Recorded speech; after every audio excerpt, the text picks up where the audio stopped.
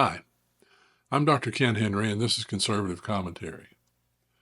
The San Jose State women's volleyball team is in the news lately, but not because of their stellar play. Hey, before we jump in, I'd like to ask for a favor. Please like, comment, share, and subscribe. This really helps us grow the channel and get the message out. Also, please check out our other videos at youtube.com/@KennethJHenry. Well, the San Jose State women's volleyball team has a trans player who has presented a danger to women on opposing teams. Blair Fleming, who was born Braden Fleming, is a biological male. He stands 6 foot 1 inches tall. Apparently, Fleming left South Carolina for San Jose State and hid his biological sex in order to play on the women's team. 4 schools have forfeited matches rather than put their players at risk of injury.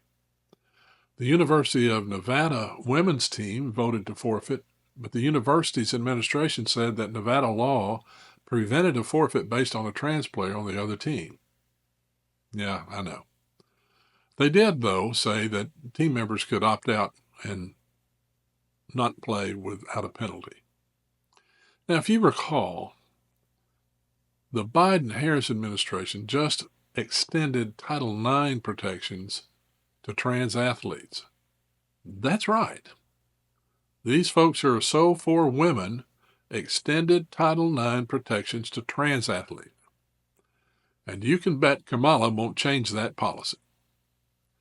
Take a look at this report from Fox News, and then please share your thoughts in the comments. The University of Nevada says the women's volleyball team's decision to forfeit its match against San Jose State over a transgender player on the team does not reflect the university's position. The school says the match will go on as scheduled, but players will not face any disciplinary action if they choose not to play the day of. Adriana McLean is the spokeswoman for the Independent Women's Forum, a former Division I volleyball player and current coach, which makes you the perfect person to talk to about this. So, Adriana, thank you so much for joining us. What do you think about this particular situation where you have this group of students coming together and saying, we don't feel comfortable playing this match, but then the school saying, well, you don't have to play, but we're not going to cancel, and we're bound by Nevada law? What are your thoughts overall? Well, first off, thank you for having me, and good on the athletes of University of Nevada for sticking up for themselves. When, once again, their administrators, their school, and the NCAA are not doing it. They're not speaking up for their female athletes. They're not even listening to them. It's one thing to speak up for them, but they're not even listening to the athletes who are saying, hey, this is wrong. We don't want to play. We want to take a stand, and then basically stabbing them in the back, saying, we don't really care what you think. We're going to tell everyone else the opposite. And rather than the NCAA and their university ensuring sex-based sports to keep female sports female, they're turning their back on their own female athletes, which is really disheartening and disappointing, as I always felt like I had my admins on my side. For those athletes not to have that really, really does hurt. So Wall Street Journal has an op-ed out, and they say that transgender sports is the 2024 sleeper issue.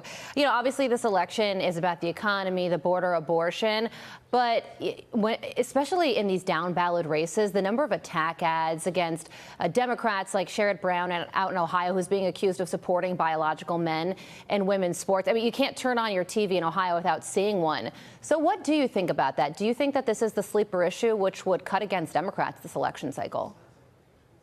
I don't think Democrats realize that so many people are on the side that female sports should remain female, and that's on them for not recognizing it. We talk to people on both sides of the aisle. We've been a part of the Our Bodies, Our Sports coalition that has people from people and organizations from both sides of the spectrum.